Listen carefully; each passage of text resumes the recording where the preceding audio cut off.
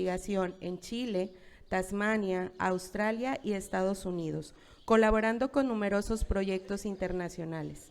Su pasión por los crustáceos, como numerosos proyectos internacionales, su pasión por los crustáceos como cangrejos, krill y camarones marsupiales lo guió en sus primeras investigaciones. Hoy, su trabajo se centra en entender cómo el cambio climático afecta al zooplancton y a los macroinvertebrados bentónicos del Golfo de California. Participa en cruceros oceanográficos y bucea en arrecifes rocosos, costeros e insulares.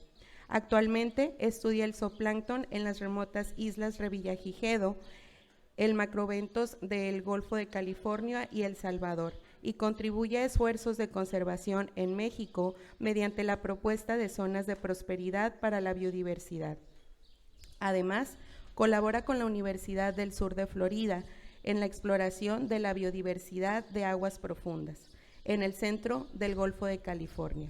Su historia demuestra que la vida no siempre es sencilla, pero cuando se tiene una pasión y se trabaja por ella cada día, se forma carácter y se abren puertas que permiten explorar desde los abismos más profundos hasta las islas más lejanas de nuestro país. Un aplauso, por favor.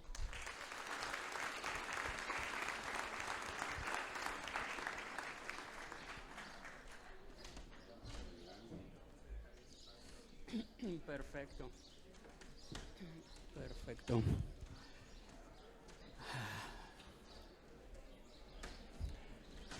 Hola, realmente me siento muy emocionado de estar aquí con ustedes porque me siento realmente parte de vivir lo que están viviendo ahorita. Y bueno, quiero agradecer al Colegio de Sinaloa, a Enrique Villa, Concepción, al director del Set del Mar 13 por estar aquí. Y creo que lo que hacen es tratar de invitar gente con éxito. Yo no sé si tenga éxito, pero lo que sí estoy seguro es que a lo largo de mi carrera, que es lo que les voy a platicar, tuve héroes y tuve interaccionar con gente que realmente tiene mucho éxito. Entonces, a veces uno piensa, bueno, ¿qué seré yo en el futuro? Y como que es una carga muy pesada que yo lo tengo que hacer. Pero después de esta plática, creo que lo que les quiero decir es que no están solos, que si logran el éxito es gracias a la participación de mucha gente que los va a ir acompañando en la vida. Y el reto es escoger a las personas que realmente con las que quieres estar, ¿no? Entonces, ¿alguien le puede cambiar? ¿O no me dio el proyector? Ah, bueno. Yo nací en la Ciudad de México, o sea, nadie escoge dónde nacer. Entonces, pues bueno, era el chilango cuando llegué a La Paz, pero esta es mi familia. En 1966, yo soy de 64, mi papá, mi hermana Alma, Patricia, Abel, y este es el latoso de Jaime, y esta es la madre con toda la paciencia del mundo, sosteniéndome ahí, ¿no? Entonces, en realidad, creo que tenemos muchas cosas en común porque yo vengo de una familia de clase media. Mi padre trabajaba para el Seguro Social, era burócrata y se iba muy temprano a las 7 de la mañana, regresaba hasta las 8 de la noche, haciendo pues, lo que hacen oficinas centrales de reforma. Y sostener una familia de 4 hijos pues era lo promedio, realmente una familia de 4 hijos era normal en los 60. Mis vecinos tenían 10 hijos, otros vecinos tenían 2, eran la familia pequeña. Y en realidad, esta generación tuvo que trabajar muy duro para sacar a su familia, ¿no? Y yo tuve una infancia realmente bastante normal, no tuve que trabajar nada. Pero en esa época no había internet y digamos que en la infancia mis primeros héroes que yo tuve las veía en televisión y era Jacques Cousteau y Ramón Bravo. ¿Quiénes eran ellos? Bueno, Jacques Cousteau era un explorador francés que inventó el regulador con el que ahora podemos bucear. Él fue el que lo inventó. No solamente eso, fue un explorador que estuvo en todo el mundo y tenía un programa que se llamaba El Mundo Submarino de Cousteau. Entonces, imagínense, yo cuando tenía, no sé, cerca de 7, 8 años viendo ese programa, decía, yo quiero vivir en el mar, yo quiero explorarlo y todo eso. Yo creo que no fue el único, toda una generación fue inspirada por Jacques Cousteau. Es una persona que tuvo un barco, el Calypso, y viajó por todo el mundo, andaba en submarino, bueno, era mi héroe, ¿no? Ya más localmente, Ramón Bravo, era un biólogo. Él también tenía un programa, Mundo Submarino, obviamente en español, y él fue famoso porque fue la primera persona en descubrir que los tiburones dormían. O sea, porque normalmente los tiburones tienen que estar nadando continuamente para poder respirar. Entonces él dijo, no, hay unos tiburones en el Caribe que se quedan quietecitos, se quedan y se duermen. Entonces fue una noticia científica interesante, o sea, eso. Y también, dentro de las cosas que él se destacó, es que era una persona con mucho valor. Fue la primera persona en meterse al mar con orcas sin jaula. Ya había otras personas que se habían metido con jaulas, pero bueno, con jaula yo me meto a donde quiera, ¿no? Pero imagínense en los 60, 70, cuando nadie sabía, bueno, cuando una orca me va a comer, no me va a comer, pues tuvo el valor de meterse. Y bueno, ya ahorita realmente yo he tenido esta experiencia, lo grabamos en Cabo Pulmo, y es hermoso, o sea, realmente ver estos animales se inspiran y estar cerca. Y bueno, gracias a Ramón Bravo, pues ya no me da miedo meterme con las orcas, ¿no? Entonces, alguien tuvo que ser el primero, ¿no? Entonces, soy yo en 1971. Mi padre nació en un pueblo de La Huerta, en Jalisco. Entonces, todos los veranos íbamos al mar. Para mí el mar era formidable ir allá. Y flacucho soy yo, el de aquí de la derecha. Y bueno, 20 años después estaba ya en La Paz. Ahorita les voy a platicar un poco eso. Desafortunadamente mi padre murió cuando yo tenía 13 años en un accidente. Entonces me quedé devastado, ¿no? Ahorita me sigue pegando eso. Mi madre tuvo que sostener a cuatro hijos. Cuando falleció mi padre, pues no se quedó sola, o sea, recibió ayuda. Los amigos de mi papá, compañeros de trabajo, le buscaron un trabajo en el sindicato del Seguro Social, no en el Seguro Social, sino en el sindicato. Ahí hizo carrera, fue secretaria, nos pudo sacar adelante.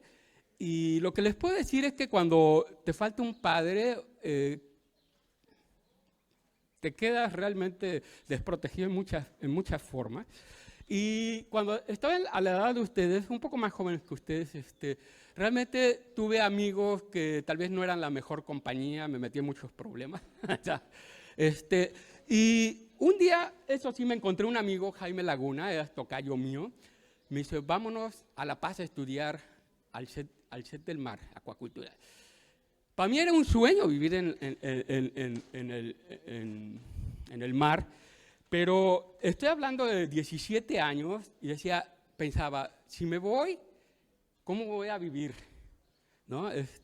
Ya trabajaba, como no tenía padre, ya tenía que trabajar desde los 13, 14 años. Trabajé en una compañía de alarmas, ayudamos a poner los sistemas de protección de alarmas y eso. Entonces ahorré dinero, ya tenía un carro con un Volkswagen amarillo.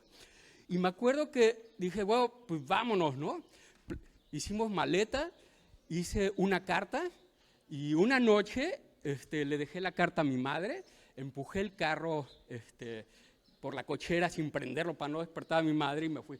Si eso me lo hace mi hijo ahorita, yo de veras que, yo no sé, yo me lo como, pues. Yo ahorita entiendo cómo mi madre leyó la carta, y en la carta yo le decía, ¿sabes qué? Mi sueño es irme allá, yo quiero estudiar. Y entonces, básicamente, me fui a la aventura. O sea, sí tenía un poco de dinero, me duró un rato, pero cuando me faltó el dinero, hubo gente que me ayudó. Trabajé de gruero, imagínense a mí de gruero, iba a rescatar carros que estaban atascados y todo eso. Y la persona que nos era el padre de uno de mis compañeros del set del mar. Tenía una compañía de grúas y entonces él me dio trabajo. Y dijo, mira, ¿sabes qué? O sea, yo no te voy a mantener estos 3 años de la prepa. O sea, cuando llegaron las primeras vacaciones me dijo, ¿sabes qué? Te doy este dinero, regrésate a la Ciudad de México y pídele ayuda a tu madre. porque no vas a poder solo. Me dio dinero para el ferry, me fui, cuando llegué me metí a la casa, me sabía saltar a la casa, todo. Y cuando mi madre me vio, pues obviamente lloró, pues así son las madres, ¿no?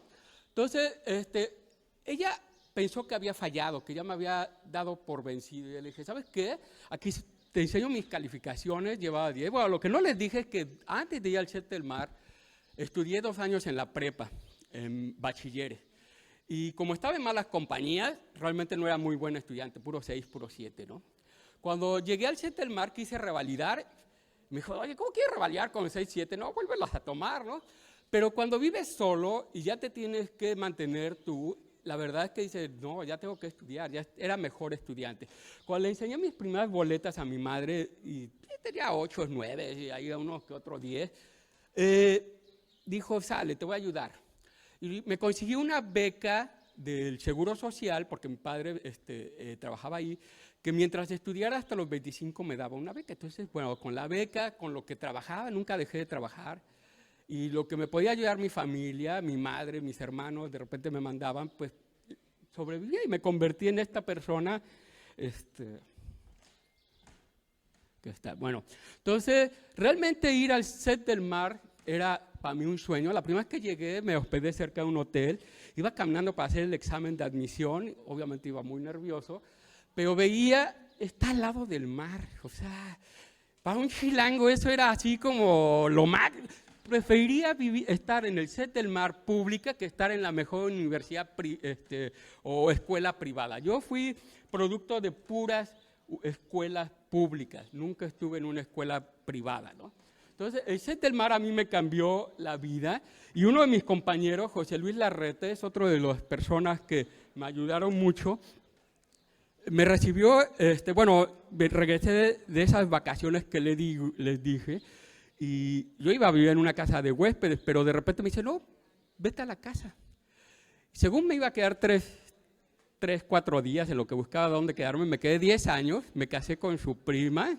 Entonces, imagínense, bueno, no inviten nada más así, ¿no? Entonces, realmente los quiero mucho, son una familia formidable. En ese entonces estaba los paseños eran casi no había chilangos ahí. Entonces, cuando veían un chilango, decía, haz patria, mata un chilango.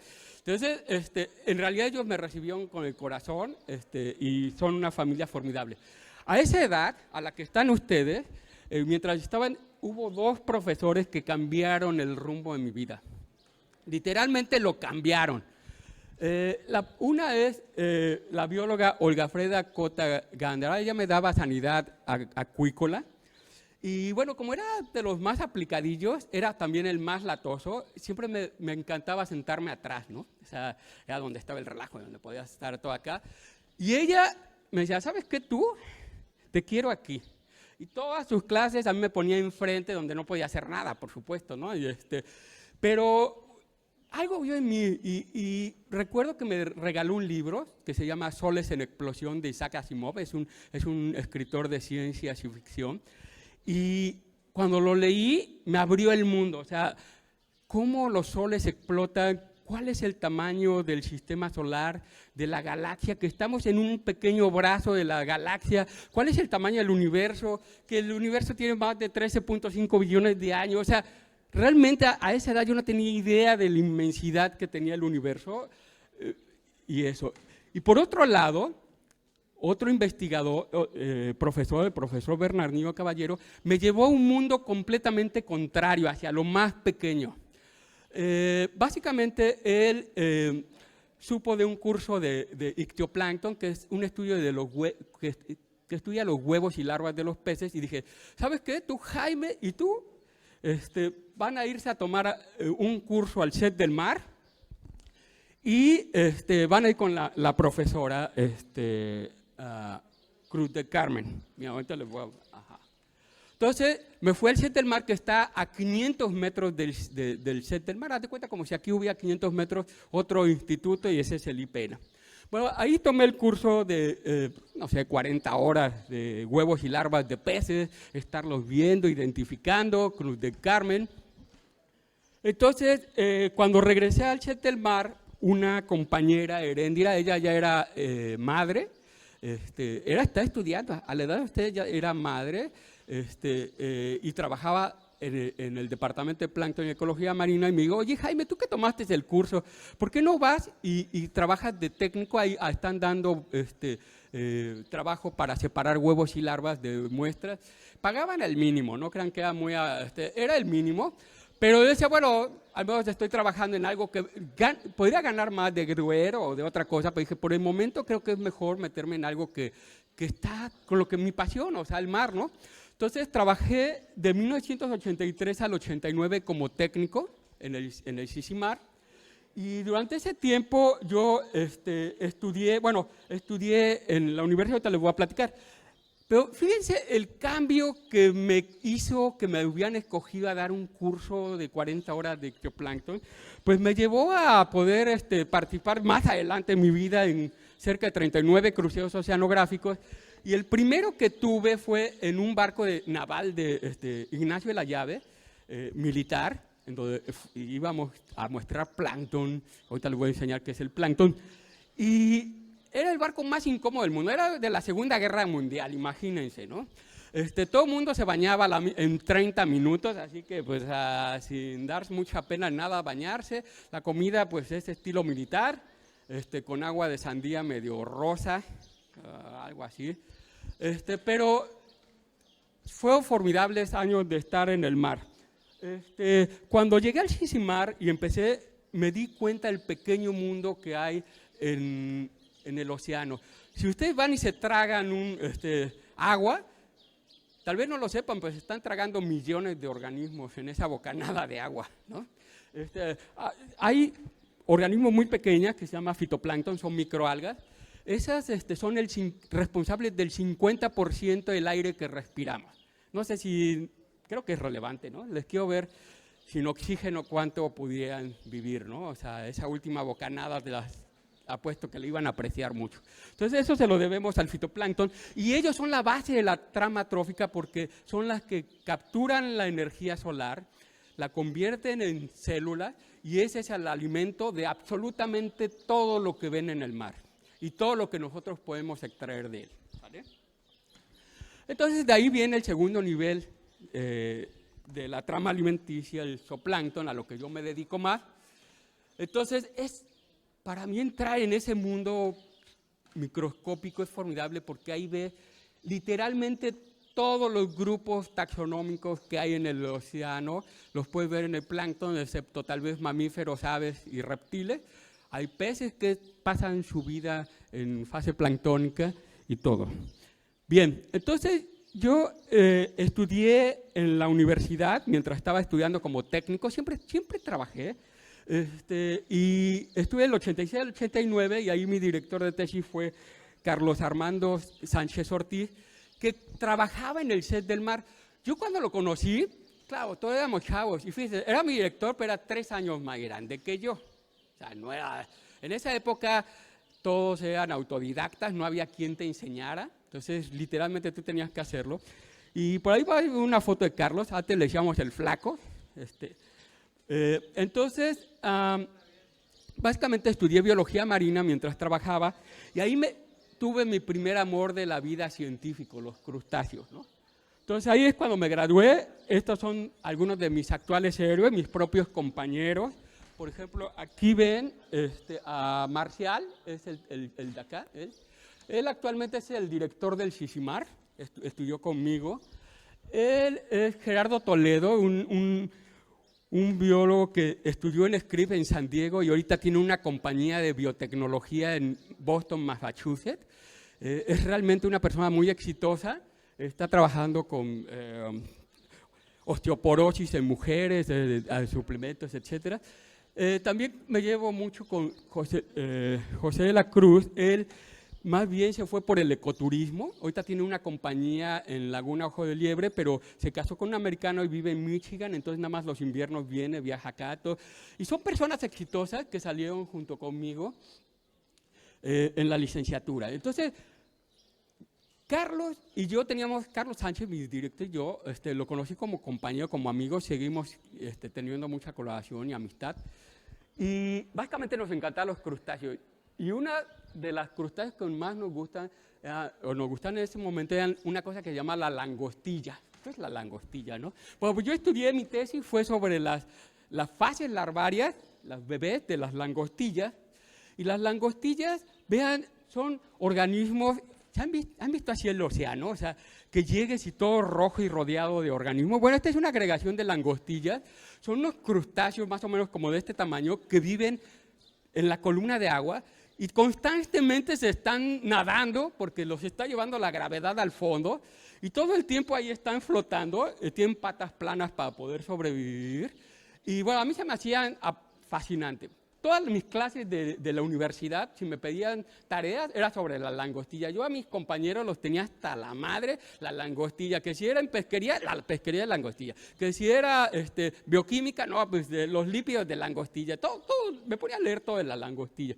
Entonces, cuando estos organismos pues no pueden estar todo el tiempo en contra de la corriente y eso, cuando se hacen muy pesados, básicamente se hacen adultos, están más gordos, como muchos de nosotros a veces, se van al fondo y ahí en el fondo hacen agregaciones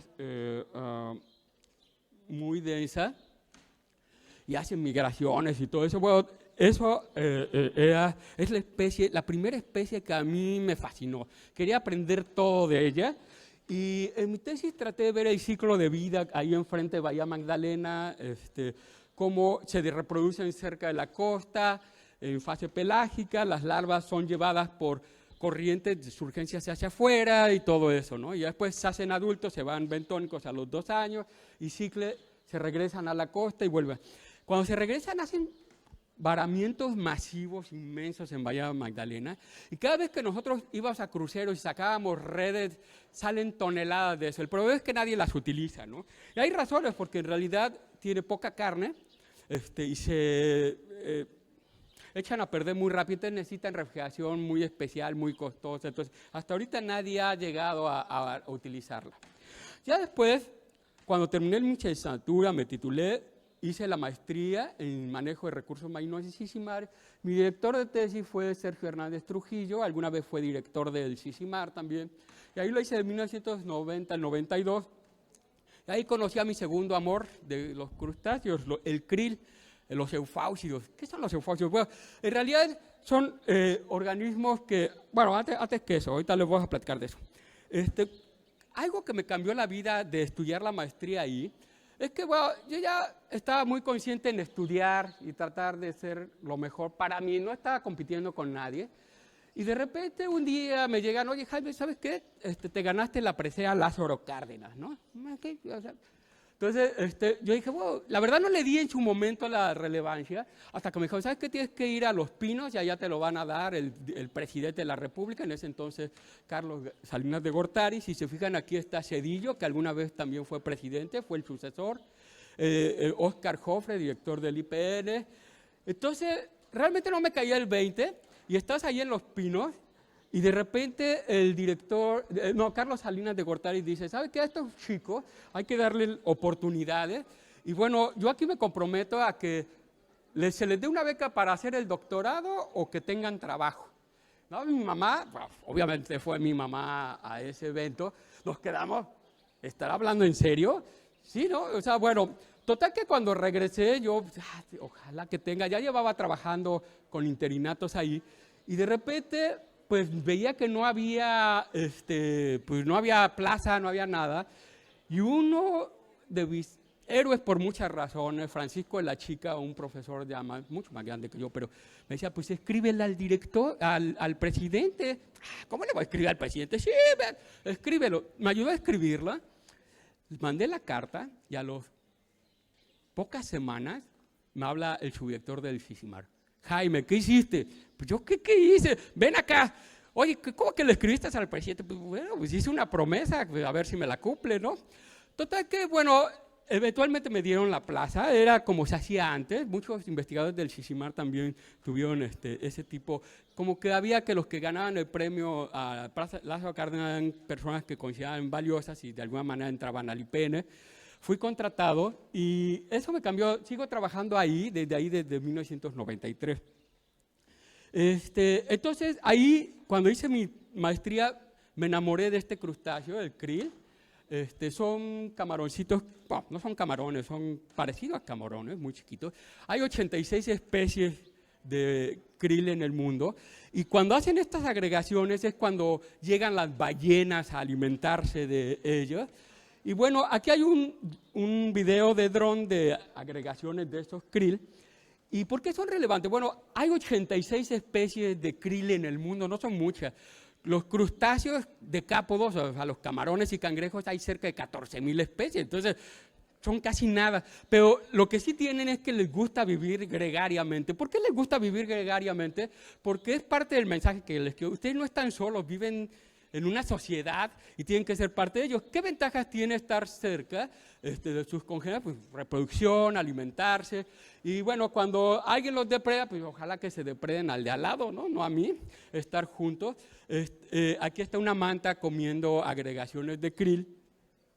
Y estos tienen un comportamiento social. Uno piensa que los animales son estúpidos, pero en realidad tienen comportamiento. Cuando las corrientes son muy pequeños, las corrientes los concentran y se llaman agregaciones. Cuando estos, vean aquí cómo está comiendo la ballena estas agregaciones de krill, y a veces hacen enjambres. ¿Qué quieren decir? Que son como abejas, se están comunicando entre ellos y están nadando en diferentes direcciones. Pero de repente cuando se tienen que ir hacia un lugar, todos se mueven como cardumen. Entonces ves al krill nadando todos en la misma dirección. Entonces aquí realmente, debido a que evolucionaron hace 26 millones de años el krill y se concentran, es lo que hizo que evolucionaran las ballenas. Las ballenas existen gracias a que el krill se agrega, pues.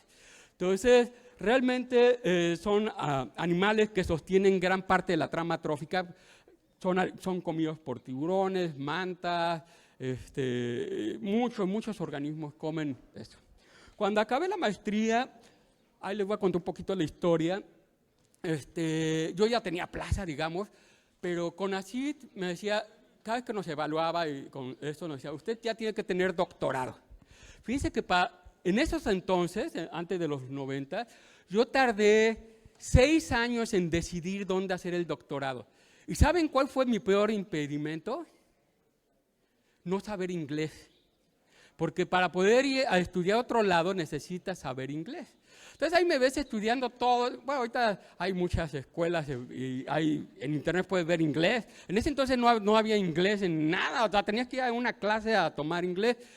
Reprobé el examen de inglés, el TOEFL, como 4 veces.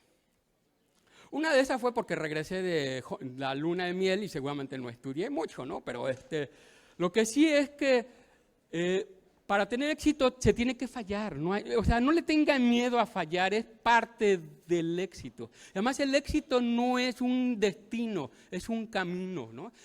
Y puedes tener éxito muchas veces en la vida, pero créanme, van a fallar, o sea, siempre vas a fallar. Entonces, en realidad nunca pasé el examen TOEFL, siempre me quedé, si me pedían 570, quedaba 565, nunca le llegué. Pero como ya tenía publicaciones, cuando mandé solicitud a Scripps Institution Oceanography, quería irme a Sudáfrica, pero no había relaciones diplomáticas por el apartheid, es decir, que tenían a las personas de color y las de blanco separadas. Entonces, CONACYT, yo no te voy a mandar a un país donde hay este tipo de problemas, ¿no? Entonces, créanme, intenté por todos lados, hasta 6 años me aceptaron parcialmente en Oregon State. Me dijeron, bueno, mira, ¿sabe qué? Como usted ya publica y todo, no va a pasar el TOEFL, pero venga, tome el curso aquí 6 meses de inglés y le hacemos. Tomé el curso, pero créanme, cuando yo estaba yendo con mi esposa, ya estaba casado a Oregon, estaba en el avión y le digo a mi esposa, oye, ¿cómo voy a hacer un doctorado si no entiendo lo que dice la aeromoza? Pues, o sea, y es que para mí todo era como, si iba y me decían, oye, tienes que ir a la biblioteca. Yo no, biblioteca. Tienes que subir al segundo piso, agarrarnos, de repente no entendía. Y después esto, y decía, ok, sé que tengo que ir a la biblioteca, pero lo demás, los detalles se me pasaban. Pues. Entonces, ¿cómo vives con eso? Pues, bueno, pues resulta que sobreviví. O sea, dijeron, no pasaste el TOEFL, pero ya estás aquí, ya tienes beca, has sobrevivido 6 meses, seguramente vas a sobrevivir más, ¿no? Entonces, yo me acuerdo que más o menos como al año, 2 meses, soñé con Charlie Miller, este es mi director, que me estaba regañando en inglés. Eso es lo que soñé. Entonces me levanté y le dije a mi esposa, ¿qué crees? Soñé que me estaba regañando Charlie Miller. Ya nos reímos ahí y todo. Y cuando fui a la casa, a la escuela, porque antes pues, me daba dolor de cabeza, estaba traduciendo todo español, inglés, hasta que una vez dijo mi cerebro, ¿sabes qué? Estoy harto que me tengas traduciendo 24 horas. Como que mi cerebro dio el clic y de repente fui a clase y ya entendía mucho mejor inglés. O sea, como que el cerebro dijo, ya estoy harto de tus traducciones español a inglés. Y pude, ¿no? Entonces ahí trabajé en cruceros oceanográficos con Bill Peterson, Charlie. Y algo que aprecio mucho de Bill Peterson es que un año antes de entrar, yo fui a Oregon a una estancia. Estuve trabajando con él 2 meses. Escribimos 2 artículos. Estaba yo fascinado. Y algo que aprecio mucho de él es que cuando me fue a llevar me llevaba a Oregon State, porque él trabajaba para la NOAA, una institución que estaba en la costa, decía, les presento a mi nuevo estudiante de doctorado, ¿no? Y digo, no, o sea, no digas eso, ¿no? No, sí, yo confío en ti, yo sé que tú vas a hacerla y nos vemos cuando pases tu examen de inglés. Y lo hice un año después, pues. Entonces, realmente he tenido mucho apoyo de mucha gente que ha estado a mi lado en todo, ¿no? Entonces, aquí estamos con el grupo, aquí estamos en Chile en una conferencia, de esas conferencias de 20, 30 personas a las que les das. Ahorita me siento como Bad Bunny en el Super Bowl. Entonces, con mucha gente escuchando. Y realmente estuve trabajando con krill, el amor de mi vida. Estaba viendo cuál es la tasa de producción de huevos y larvas del krill. Y básicamente, una de las cosas muy interesantes que salieron de mi tesis, escribí 10 capítulos, pero yo creo que el que más me fascinó es este. Ni siquiera lo había puesto en mis planes. Estábamos en un crucero y de repente un chico noruego dice, oye, ¿qué hay esos camaroncitos a naranjas? Porque el krill es transparente cuando está vivo, así como se ve acá. Es transparente porque quiere pasar desapercibido en un lugar donde te pueden comer por atrás y tienes el alimento que... Entonces, muchos organismos planctónicos que viven son transparentes. Pues resulta que esos camarones naranjas, cuando los colectamos con una red, los ponemos en el barco, enfrente de nuestros ojos, ¡puf!, se reventaron, se rompieron y empezaron a salir ciliados. ¿Qué onda con eso? Bueno, pues resulta que esos son unos ciliados que infectan al krill y bueno, eso lo vimos en el barco. De repente, un grupo de investigadores habían hecho con un robot submarino, habían bajado en un cañón de Astoria Canyon, y en muchos de sus censos de peces, que estaban buscando peces, ven un video, graban un video de cómo el krill, lo que yo estaba estudiando, estaban cayendo como lluvia, ¿no? Así caían el krill y veían el fondo lleno de krill muerto, ¿no? Entonces, como sabían que yo estudiaba krill, se acercaron, oye, ¿sabes qué? Vimos una mortalidad masiva de krill, creemos que es falta de oxígeno, tal vez son contaminantes. A ver, déjame ver los bichos, ¿no? Ya los vi y se veían medio vacíos. Y bueno, le dije, pues déjame pensarle, ¿no? ¿Qué puede ser? En la noche, a veces, no sé si a usted les ha pasado, pero en la noche, eureka, puede ser lo que yo descubrí de los krill. Le hablé en la mañana, oye, Rick, ¿sabes qué? Yo descubrí unos ciliados que infectan el krill y vamos dame los bichos que colectaste con un tubo de succión y vas a verlos. Si veo los ciliados adentro, sabemos qué mató al krill. No, pues nos vas al laboratorio, agarramos el krill, cuando estaba, nos sentimos súper emocionados de ver qué era lo que mataba al krill. Y bueno, esta publicación la publicamos en la mejor revista del mundo, Science. Entonces, eres famoso por una semana, te empieza a hablar el Excelsior, el Universal, ya la semana después ya todo el mundo te olvida porque están pensando en lo que publicaron en Science de la próxima semana, ¿no? Entonces, realmente trabajé mucho con esto y el krill los poníamos, los incubábamos y veíamos cómo se infectaban, todo. Y lo que nos dimos cuenta es de que cuando el krill revienta, esos ciliados hacen filamentos, y el krill se come el filamento y así esos filamentos pegajosos con bacterias y todo, y con eso se infectan. Imagínense ustedes que de repente se infectan y los empiezan a comer por dentro y de repente sale. ¿Le suena? Es como la película Alien, ¿no? Bueno, de hecho, la película Alien, fue inspirada en un organismo planctónico, un anfípodo, que lo que hace ese anfípodo es, al igual que este ciliado, son parasitoides. Los parasitoides tienen que matar al hospedero para continuar su ciclo de vida. Entonces, eso que ven en Hollywood, en realidad pasa, ¿no? Pero en el mundo submarino pequeño. Entonces, bueno, yo fui el responsable de ver el ciclo de vida de estos parásitos, parasitoides, ¿no? Bien, entonces, a lo largo de mi carrera tuve la oportunidad de hacer un sabático en el Australia Antarctic Division, en Australia, en Tasmania. Ahí sí ya tenía 2 hijos, mis 2 hijos iban ahí, estaban pequeñitos, 3 y 6 años. Y ahí fui porque bueno, lo que les quiero decir es que el krill antártico ya es de 7 centímetros, ya está camaronero, ¿no? O sea, como que ya dan ganas de comérselo. Y de hecho hay una pesquería que captura entre 250,000 a 300,000 toneladas por año en la Antártida. Solamente vive en la Antártida y parece muy lejano, pero si van a las farmacias del Dr. Simi y eso, van a ver unas cápsulas de DHL y EPA, que son ácidos grasos, que son suplementos alimenticios, y eso está hecho con krill. O sea, si compran esas cápsulas están comiendo krill antártico, pues, ¿sale?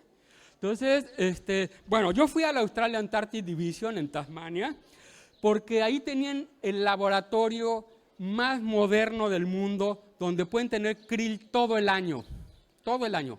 Ese laboratorio costó $3 millones. Y es donde van alemanes, británicos, italianos, mexicanos, todos a estudiar krill bajo condiciones de laboratorio todo el año, ¿no? Entonces, ahí está uno de mis héroes, Soka Waguchi y Rob King. Ellos son los responsables de este laboratorio. Y cuando estuve ahí, estábamos estudiando los parásitos de krill antártico. Bueno, así es como se les da de comer ahí con fitoplancton y todo eso. Y bueno, estamos muy interesados en los parásitos. No sé si sepan, pero 40% de las especies del planeta son parásitas. 40%. Y ahorita tienen parásitos dentro, seguramente, ¿no? Entonces, este es un parásito, es un isópodo que se le pega al krill y la hembra le está succionando sangre. Pero cuando son larvas, estos isópodos son como pequeños mosquitos, porque van picando a diferentes organismos y les van sacando sangre. Entonces hay mosquitos marinos en realidad, ¿sale? Entonces, Soka Waguchi y yo escribimos un libro sobre parásitos de krill. Sé que suena muy nerd, muy científico, pero bueno, juntamos todo el conocimiento que había de krill en el mundo y todos los parásitos. Y va desde cosas que son casi diatomeas que se les pegan y que cuando mudan se las quitan, hasta, bueno, estos son los mosquitos del mar, estos isópodos son los que se les pegan, gusanos, acantocéfalos, todos esos.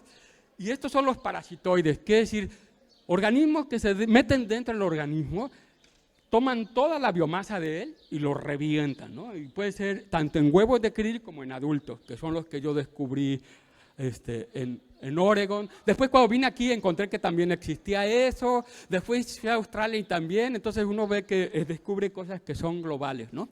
Ahora, les quiero platicar un poquito ya sobre lo que hago actualmente, ¿sale?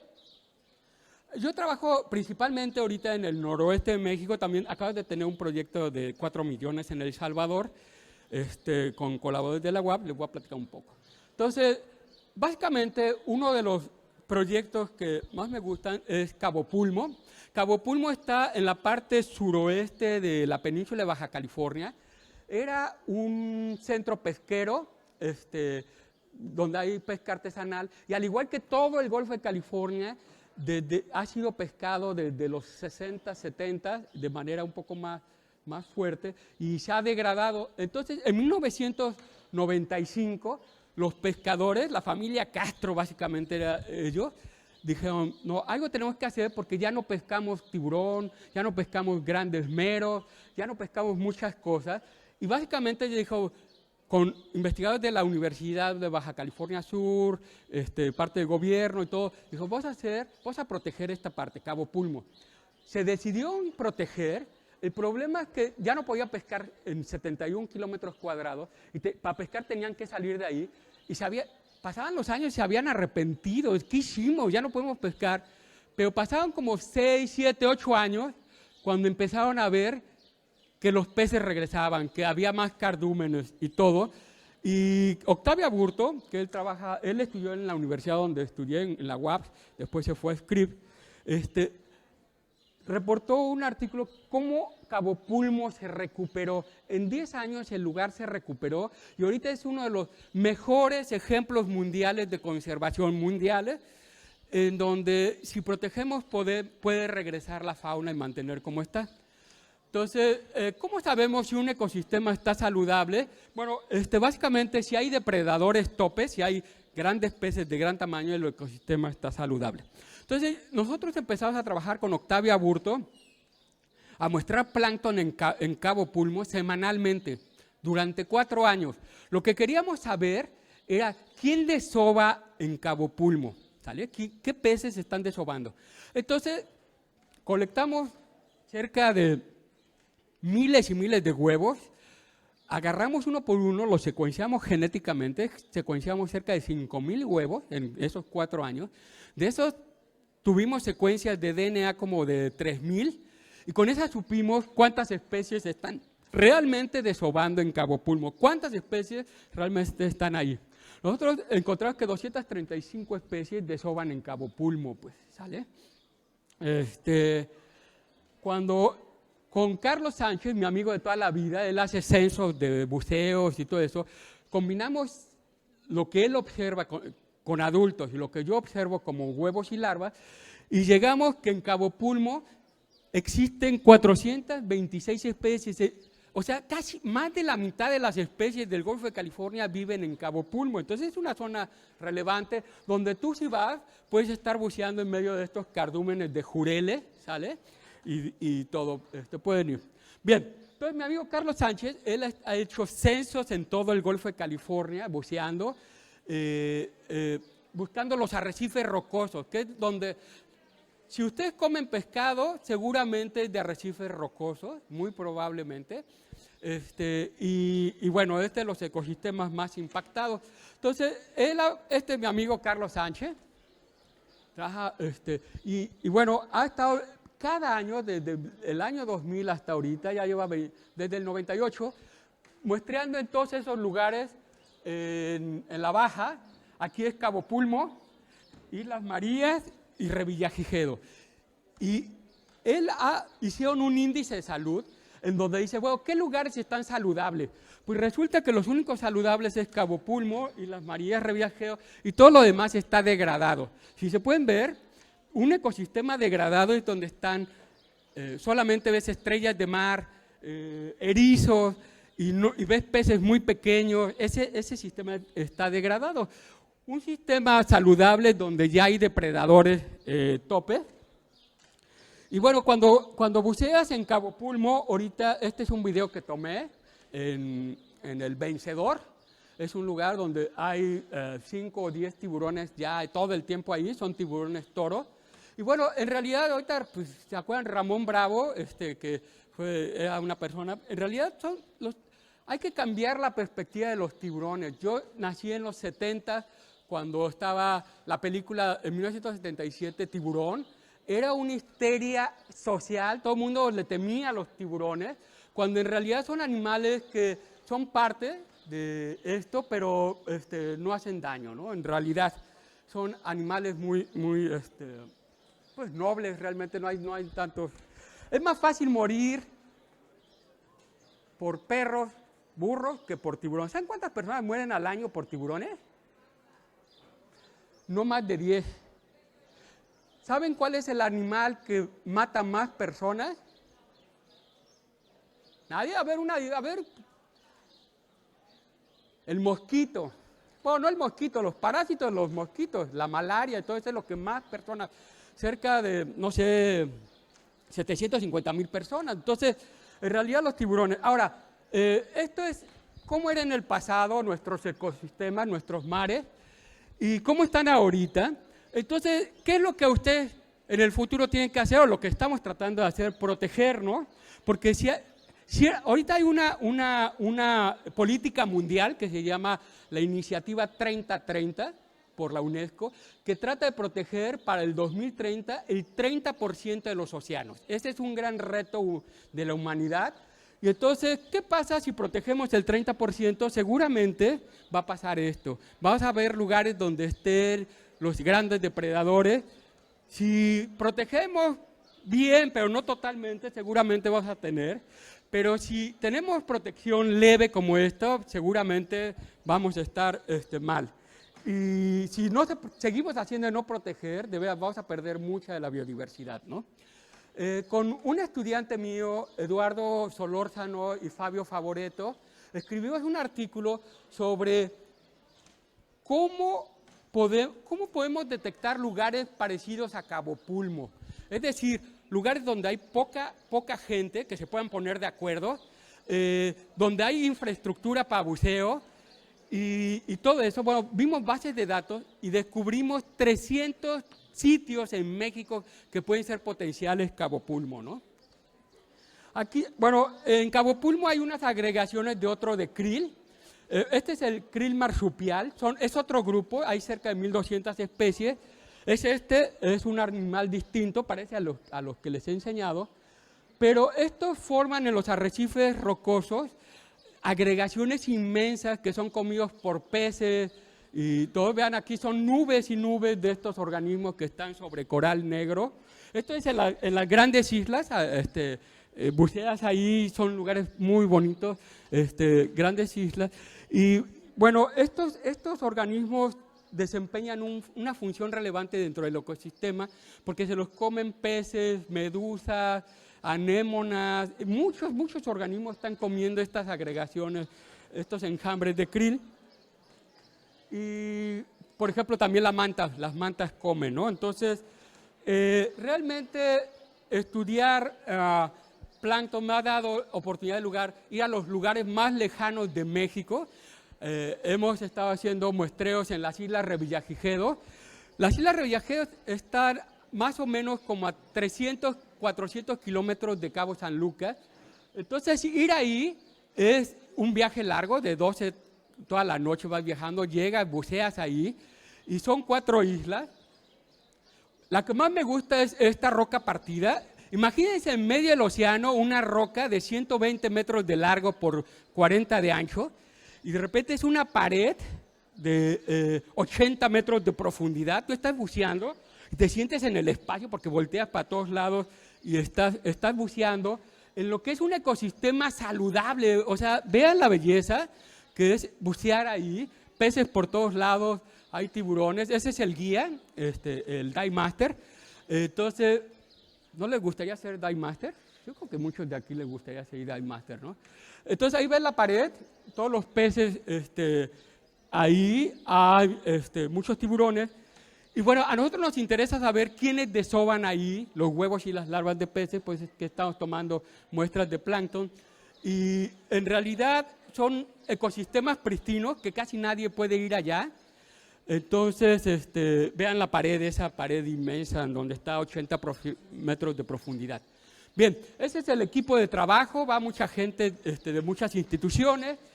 Y bueno, una de mis investigaciones más recientes es, he estado tratando de publicar con Carlos Robinson de la UNAM y mi estudiante de doctorado y ahora postdoc, Franklin, investigación que hemos hecho desde el 2005 hacia acá en cruceros oceanográficos en el Puma. Ahí yo he hecho cerca como, bueno, en toda mi vida como unos 30 cruceros en el Puma. Y bueno, de esas muestras, lo que queremos saber si realmente el cambio climático, eso que nos preocupa del calentamiento, ha afectado al plancton, que es la base de la trama trófica. Entonces, básicamente, el océano se ha calentado principalmente desde los 90 para acá, es cuando se ha notado un incremento en la temperatura. Y bueno, la buena noticia es que el plancton no parece tener una tendencia de declive, como se ha detectado, eso es bueno. O sea, Y bueno, al menos la base, la trama trófica, mientras no la empecemos a pescar, todo está bien, resisten estos cambios.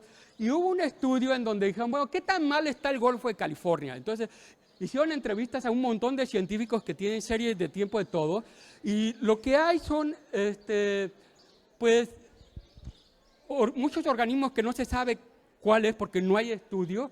En algunas las cosas se han recuperado, las tortugas y los cactus. En otras ha declinado, pero el naranja y el rojo son componentes del ecosistema que sí están teniendo alteración o declive, ¿no? Entonces, ya para terminar, mi última investigación, porque el crucero lo acabamos de hacer ahora en enero diciembre-enero del 2026, es en un barco con la Universidad del Sur de Florida. Este barco es el más moderno de Scripps Institution Oceanography, o sea, es no es el más grande, pero sí el más moderno.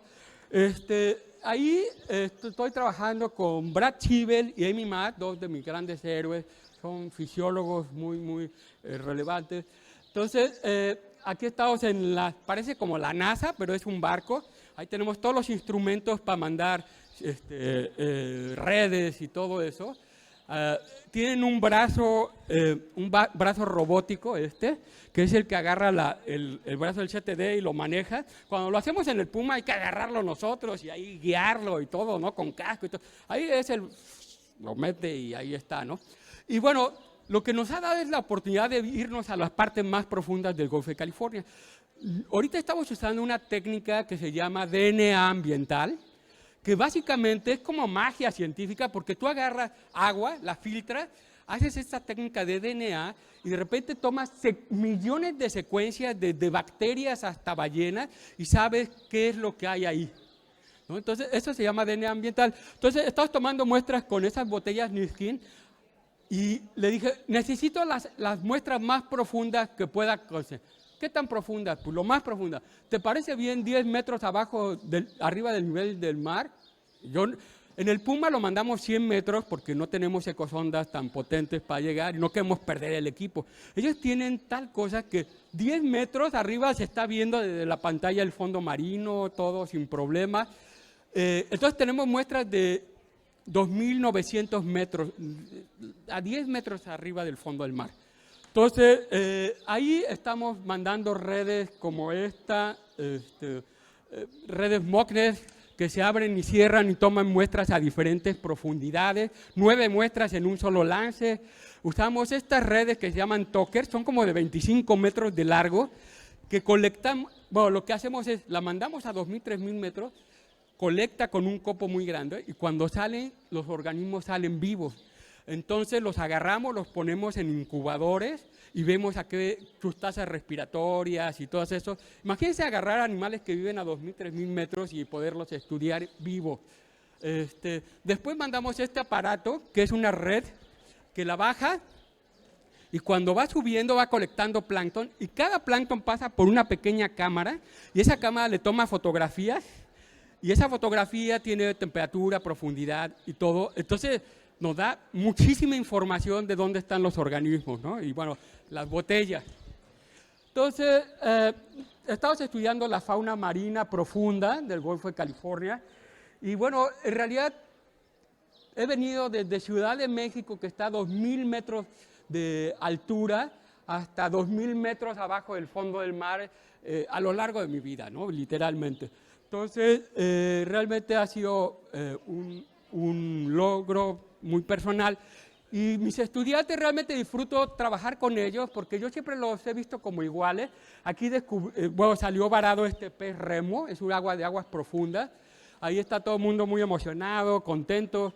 Y bueno, este es mi grupo actual de estudiantes. Tengo estudiantes de Cuba, de Estados Unidos, de España, de México. Y realmente he estado trabajando, yo los considero parte de mi familia. Y bueno, como ven, no sé si haya tenido yo éxito, pero lo que sí les puedo decir es que he trabajado con personas con éxito. Y yo que detecto que las personas con éxito tienen una cosa que se llama pasión. Si no tienes pasión, no importa si vas a ser peluquero, si tienes pasión por lo que haces, seguramente vas a ser bueno porque le vas a dedicar mucho tiempo. es trabajo arduo, enfocarse en una cosa. Cuando quieres lograr una meta, enfócate y no lo dejes, ¿no? Después tienes que estar empujando, estar fallando, estar siempre con las ideas. A veces hay que asociarse, no estás solo, tener ideas y siempre mejorar, no importa lo que estés haciendo.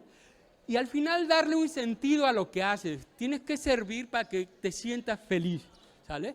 Persistir y con eso pues tal vez tener pasión. Entonces, mi último mensaje es que nadie es una isla. O sea, al final ustedes tienen que ser, parte de su desarrollo va a ser a quién se encuentran en el camino, a quién eligen, quién comparte sus sueños y quién realmente es con los que te van a ayudar y te van a sacar adelante, ¿sale? Entonces, yo lo que les puedo decir es que no puedes tener una vida fácil sin esfuerzo y tener un gran carácter. No puedes tener ambas cosas, ¿sale? Entonces, si quieres lograr algo, no importa lo que sea, tienes que esforzarte. Bueno, esta es mi familia, ahorita, estos son mis hijos, ya es más alto que yo, eso me frustra mucho. Estoy bromeando, me da mucho gusto que sea más alto que yo. Y realmente, si lo ven en retrospectiva, esta plática me hizo pensar mucho en el pasado y no me ha ido tan mal. Realmente he sido muy afortunado. ¿Y por qué? Porque me ha atravesado con muchas personas formidables y es lo que yo les deseo, que busquen personas que los hagan motivarse en sus ideas y los apoyen en las buenas y en las malas. Bueno, pues muchas gracias al colegio, el Colegio de Sinaloa, al programa de Conciencia, a Enrique Villa, a Concepción Zelaya, al CET del Mar 13. Estoy muy agradecido.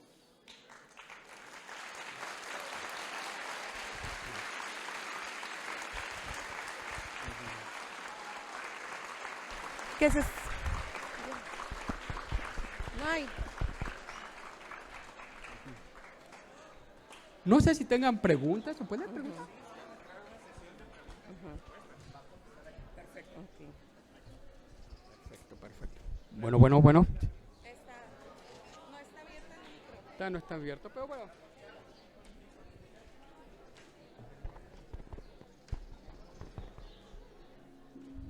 Bueno, vamos a dar inicio a la sesión de preguntas y respuestas, chicos. Si ustedes tienen alguna duda, alguna pregunta, que se escuche más fuerte el aplauso, por favor, para el doctor.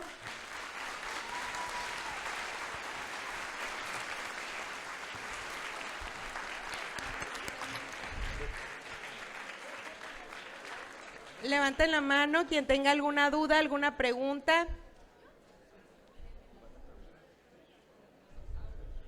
¿Los elijo yo?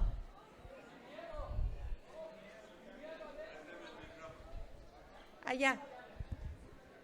A ver, chavos, Acá. están en un centro de estudios de ciencias del mar, de biología marina, de cosas relacionadas con las que se platicó el doctor. ¿A poco no tienen ganas de preguntar nada? Yo le vengo insistiendo al chilango de que en Topolobampo son los chavos más inteligentes que hay en todo el estado de Sinaloa. Y en el CET del Mar es el mejor CET del Mar de todo el estado de Sinaloa y uno de los mejores de todo el país, el que esté en Topo. No me dejen quedar mal.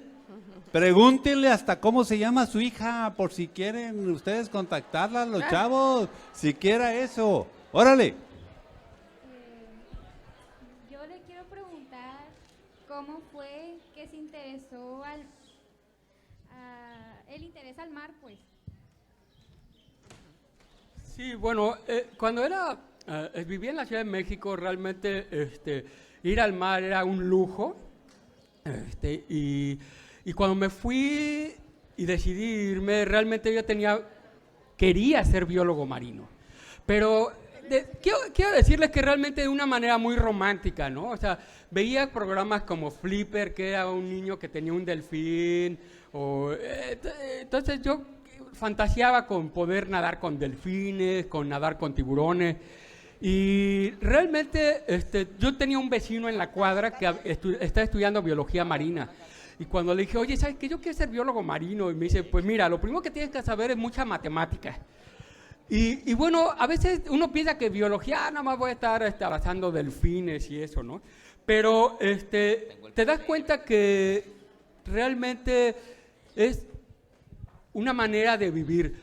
En realidad, no solamente me gustaba la biología marina, ser biólogo marino, sino que me enamoré de ser científico, porque ser científico es un modo de filosofía de vida donde la lógica, el raciocinio tiene más peso.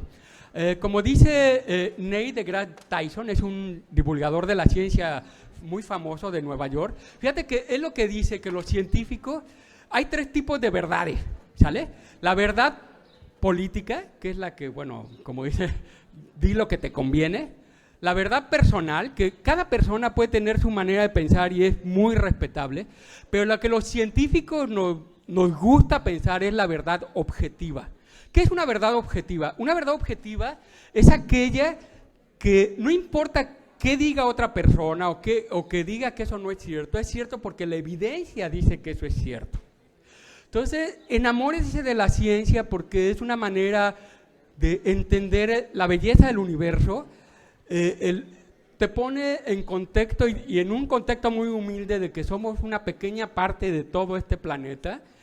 Y creo que a mí eso me mata de pensar de que no podría yo vivir sin la ciencia, pues, sin pensar como científico. O sea, a veces no valoramos el valor de la verdad, pues, o sea, esto es verdad porque hay evidencia.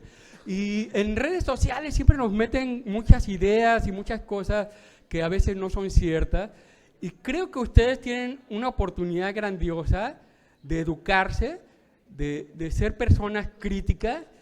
Y que, bueno, la biología marina es muy bonita y eso, pero de veras, estoy seguro que se pueden enamorar y tener una pasión por otras cosas. Muchos de mis amigos se dedican en cosas que no estudiaron originalmente, pero lograron esto. Entonces, realmente yo creo que ustedes tienen que ir buscando su camino poco a poco y enamorarse de algo. O sea, no pueden hacer algo si no se enamoran, si no tienen una pasión por lo que están haciendo. Muy bien, tenemos otra pregunta más. Joana, adelante. Bueno, mi duda es, entre tantas investigaciones que ha realizado, ¿en cuál de ellas ha obtenido el resultado como más impactante, algo que no hubiera imaginado nunca usted haber encontrado? Bueno, muchas veces nuestra investigación está enfocada mucho a ayudar a la gente. Ahorita, por ejemplo, colabora para la CONAM, Comisión Nacional de Áreas Naturales Protegidas, porque siento ese compromiso de que tenemos que ayudar al gobierno para apoyar en hacer las áreas más efectivas, más conocidas, bien monitoreadas, ¿no? Entonces, sería difícil pensar en una sola investigación, pero a mí me satisface mucho aquellas investigaciones que ayudan. Ahorita, por ejemplo, estamos ayudando a investigadores de El Salvador, porque resulta que en El Salvador es un país muy pequeño, es más o menos como de 250 kilómetros de ancho, es como de aquí a Culiacán, y para mí es muy estimulante ir allá a un grupo de cerca de 25 investigadores y estudiantes. Hay muchísimos estudiantes trabajando en esto, en donde vamos y les tratamos de ayudar a saber cuál es el estado de salud de sus ecosistemas rocosos. Y básicamente ellos, es un país pequeño, no han desarrollado eso. México está un poquito más avanzado en ese aspecto, lleva un poquito de más experiencia. Entonces, de verdad se siente muy gratificante ir a El Salvador, enseñar a esas personas. Carlos Sánchez es el líder de esa investigación, a estar. Y ahora a fin de mes yo tengo que volar a El Salvador a hacer una labor un poquito más diplomática. Y eso a mí me llena mucho. Honestamente, cuando estaba en licenciatura y eso, hacía una investigación un poco más pragmática, más, me interesan las langostillas, quiero estudiarlas y todo, tal vez no tenía una aplicación directa. Ahorita ya trato de hacer investigación que de alguna manera tenga algo de impacto a la gente. Y bueno, esa es la que a mí me llena mucho ahorita.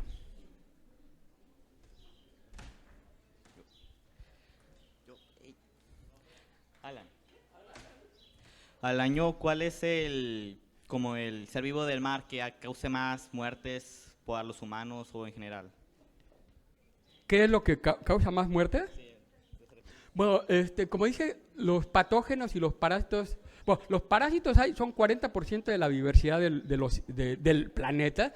Los patógenos, olvídense, son virus y que pueden ser. En realidad lo que más mata a los humanos son los virus y los ciliados, que son mucho, por ejemplo, la malaria es por los insectos, por los mosquitos. Uno pensaría que pudieran ser los leones, los rinocerontes, esas cosas ya están desapareciendo, pero a mí me llama mucho la atención que, por ejemplo, los perros mueren cerca de 800, 900 personas al año por perros, pues, o sea, pueden ser bastante peligrosos los perros, ¿no? En el océano realmente hay muchas cosas que te pueden matar, pero realmente no es tan peligroso como ahorita. Yo creo que los animales nos tienen más miedo a nosotros que nosotros a ellos. La fragata portuguesa, si te pica, sí te puede matar, pero es raro. Ahorita realmente el mar, yo cada vez que a mí me da más miedo la altura, o sea, cuando veo así a mí me da un pavor. Pero cuando me meto en el océano me siento en mi hogar, o sea, yo nunca he sentido miedo buceando, nunca. Pero no confundan miedo a respeto, ¿no? No tener miedo a respeto. En realidad, cuando bucean tienen que entrenarse muy bien, trabajar muy duro para hacer un buen buzo. Aquí yo sé que les dan buceo. Tienes que siempre que seguir las reglas, no bucear solo, siempre estar con las palas de seguridad, porque de hecho he tenido compañeros que han muerto, ¿no? en accidentes de buceo.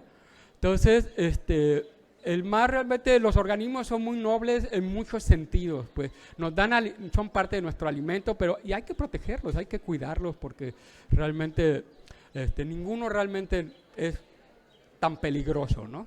Y bueno, las orcas, a mí me ha tocado bucear, bueno, no es bucear, es snorkelear con orcas y con orcas falsas, y realmente te evaden, o sea, tú te avientas y se abren, no tienen mucho interés en estarnos tratando de comer, ¿no? O sea, no creo que sepamos también con neopreno y todo eso, ¿no? Pero bien, allá. En sí, ¿qué fue lo que lo motivó a dedicarse a la ciencia marina? Sí, fíjate que cuando regresé con mi madre, siempre me gustó la biología. Desde la secundaria yo la biología como que era lo que me gustaba, las ciencias naturales. La verdad es que las matemáticas no tanto, ¿no?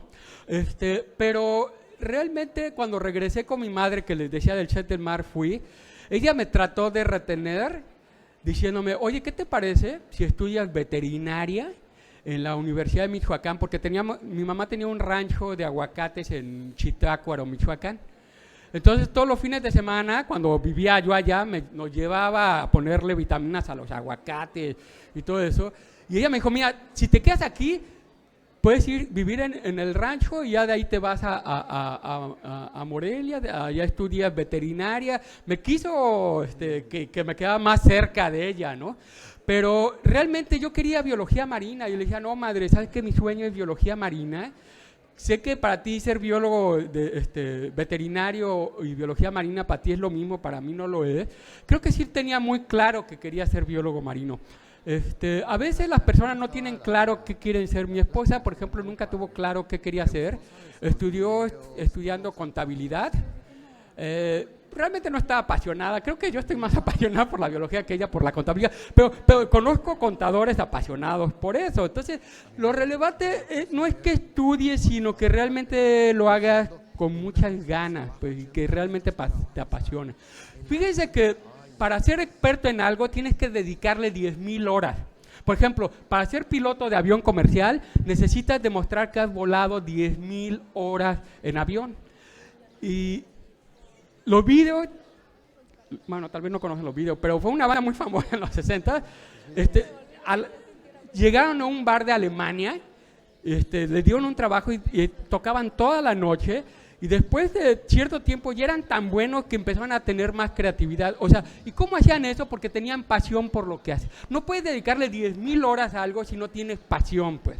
Entonces, ustedes deben de buscar algo que les guste, que les llene, que no les moleste pasar más tiempo ahí. Si logran hacer eso, les aseguro que van a tener no solamente éxito, sino una vida gratificante. Doctor Jaime, acá al fondo tenemos una pregunta más. Melina está aquí en el micrófono. ¿Cuál es la especie marina que más le apasionó investigar? Wow. Bueno, he descrito varios géneros y especies. Cuando descubres una especie, o sea, eres la primera persona que, no, tal vez no que lo hayas visto, pero la primera que lo reconoce como que es algo que ningún humano en el planeta lo ha, digamos, visto. Entonces, ahorita la verdad que a mí mis pasiones son, digamos, como hobby, más como hobby son los parásitos. La gente cuando piensa en parásitos, güey, horribles, son horribles, a mí se me hacen fascinantes, pues, o sea, porque, miren, fíjense ustedes, a ver, pónganse a pensar un poco. ¿Cómo te llamas? Ok, tú crees que tú eres tú, pero si yo te dijera licuado y te hago DNA, lo que vería sería muchísimos organismos que viven con ella, pues. Bacterias, ciliados, hay ácaros que viven en nuestra piel comiendo de nuestra piel y son tan microscópicos que no los notamos, pero esa es la belleza de la naturaleza. Cada persona es un pequeño ecosistema donde en tu ombligo puede haber bacterias que nadie ha descubierto, pues.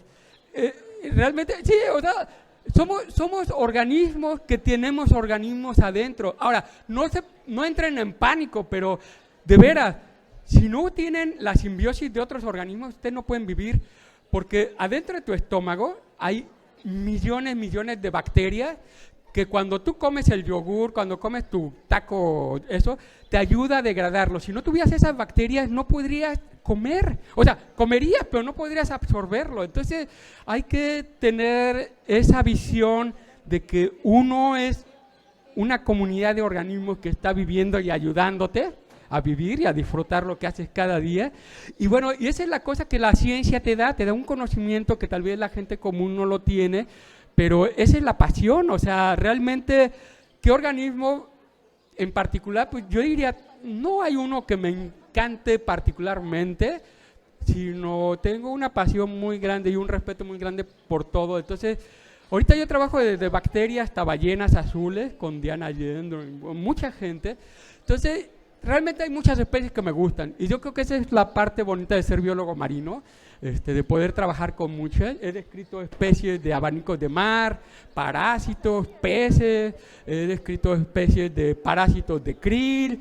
Bueno, entonces es bonito, sí. Le quiero preguntar que si alguna vez se desmotivó y ya no quiso seguir con su carrera. Buena pregunta, muchas veces. Muchas veces. Cuando viví en La Paz, básicamente, acuérdense que estás en los 80, no había celulares. Entonces, si me quería comunicar con mi madre, era una llamada de larga distancia que te costaba muchos pesos por minuto, que no los tenía. Entonces, yo pasé hambre, o sea, no me estaba haciendo así como la víctima, nada, pero básicamente, inclusive con el apoyo de mi madre, yo le ponía monedas, le decía, madre, no tengo dinero, ya deposítame, me lo mandaba por telégrafo, ¿no? Entonces imagínate, tenían que yo ir desde mi casa al centro, ver si el telégrafo, oiga, el telégrafo, ya me llegó, no estás en la lista, y otra vez vas de regreso, ¿no?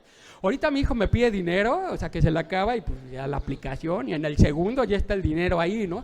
Entonces, realmente yo sí tuve muchos momentos que no puedo con esto. Hubo en la universidad también momentos en donde el agotamiento físico por exámenes, o sea, de que era las 3, 4 de la mañana y teníamos que estudiar en la mañana. Acuérdense que yo siempre trabajé, entonces tenía novia, trabajaba y todo, entonces para mí era muy desgastante y de repente en la universidad 2, 3 veces, no, voy a reprobar, ya no quiero saber nada de esto. Pero algo te levantas en la mañana y no, tengo que seguir trabajando con esto. Y lo haces.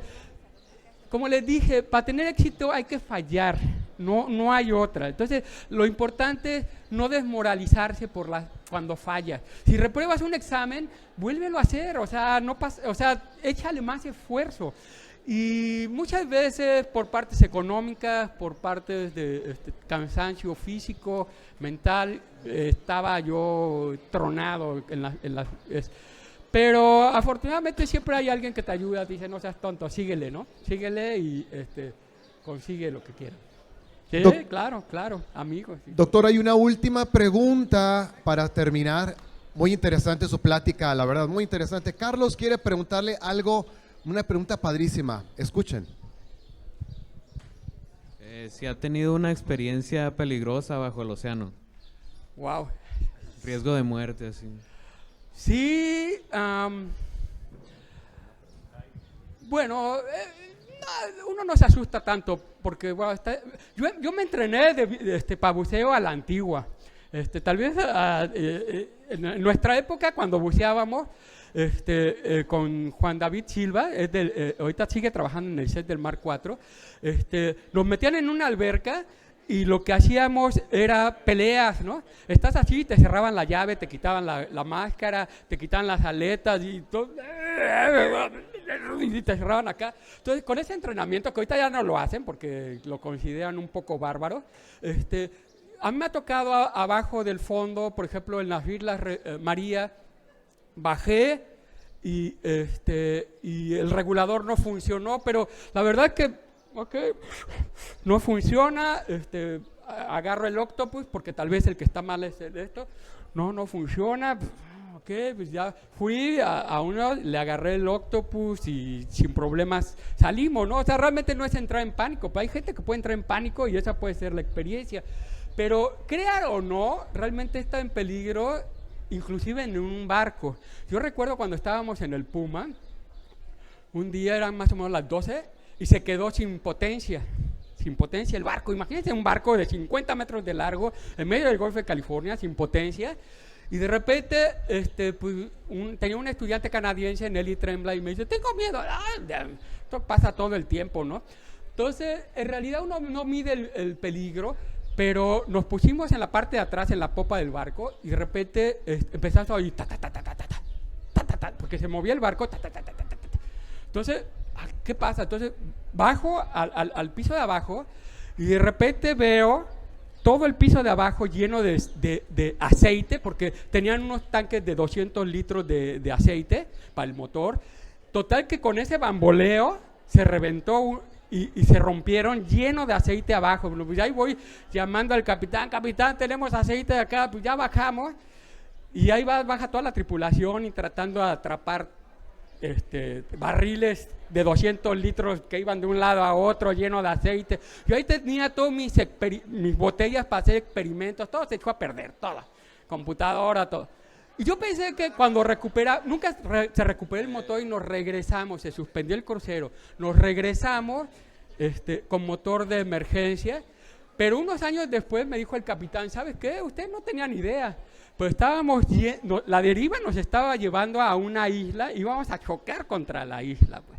Estuvo a punto de llamar a un remolcador para eso, y bueno, eso no nos lo dijo para no preocuparnos, pues, ¿no? Pero en realidad ya hay momentos que sí se puede haber catástrofe. Alguna vez también en el Puma, también yendo hacia Tijuana, nos agarró una tormenta horrible, todo el mundo guacareando. No sé si estábamos en peligro de muerte, pero nos sentíamos que nos moríamos, ¿no? Todo horrible. Fue una tormenta hasta que llegamos a Ensenada a refugiarnos. Y esa vez las olas, imagínense las olas, mandaron piedras de las escolleras hasta adentro, se perdieron carros, fue de veras, una catástrofe. Entonces, cuando estás en el mar siempre hay peligro, pero bueno, tal vez no tuve experiencias así tan cercanas, pero bueno, esas son de las que recuerdo, pues. Sale. Bravo.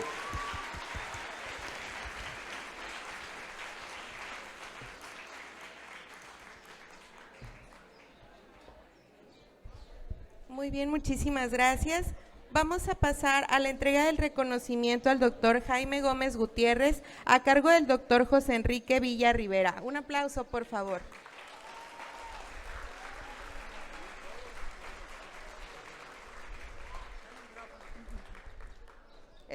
lado.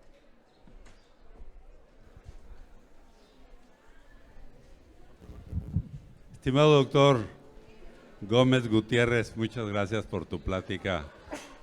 Yo creo que... A ver, chavos, estuvieron muy bien. Yo los estuve provocando ahí un poco para que preguntaran y eso, pero en muchos centros de bachillerato como este, a veces tenemos problemas porque, a ver, déjenme decirlo francamente, ahorita los chavos de su edad son muy complicados.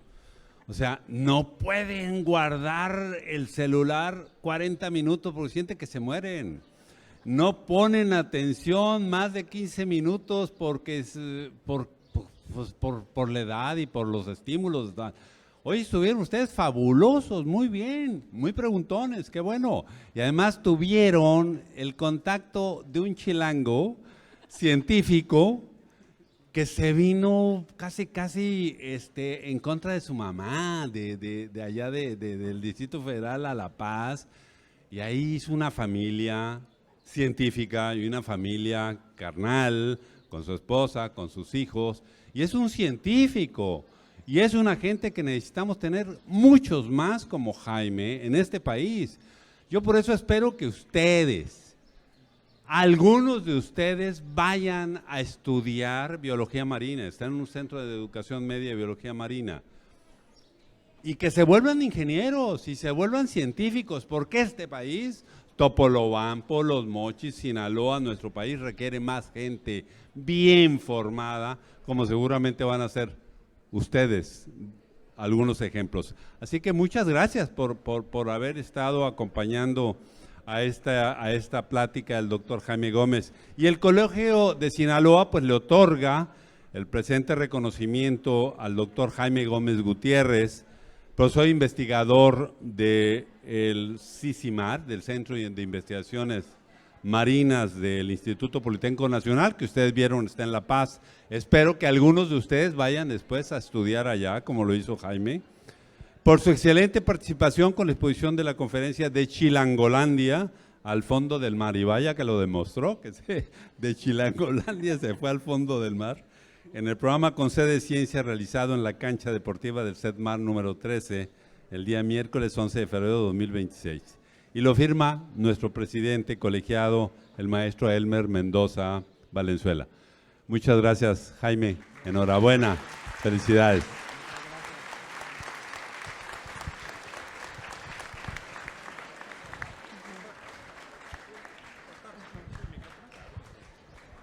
Y bien, muchachos, cerrando esta parte, agregando que de aquí nos vamos a ir a descansar un buen ratito.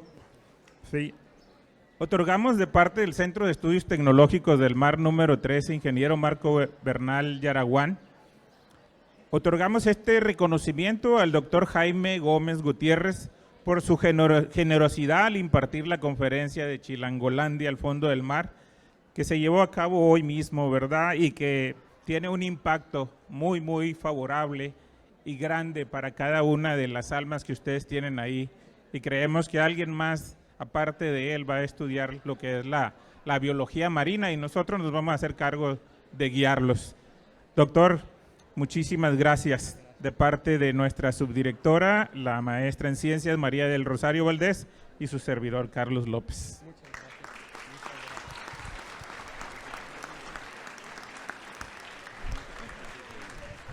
A ver, chavos, espérenme tantito. Yo soy muy medio provocador. Ahorita que acaba de hablar el señor director, yo no sabía que este Centro de Estudios Tecnológicos del Mar se llama Marco Polo Bernal Yaraguán. ¿Saben ustedes quién fue Marco Polo Bernal? Levante la mano. Ah, bueno, pues tienen que aprenderlo. Ahí le encargo, director, que en una platiquita de inducción sepa. Marco Polo Bernal Yaraguán es egresado de mi institución, del Instituto Politécnico Nacional. Salió de la Escuela Nacional de Ciencias Biológicas. Estudió ingeniería bioquímica, parecido a algo como el maestro Gómez. Y fue subsecretario de Educación Superior en el gobierno federal. Por eso le pusieron su nombre, para que lo sepan, pues. Adiós. Una foto.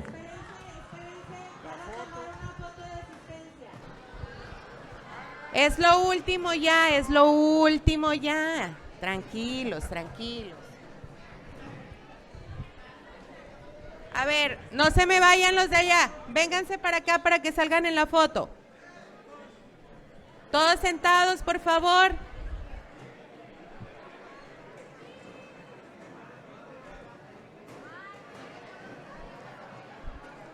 Todos de pie, por favor.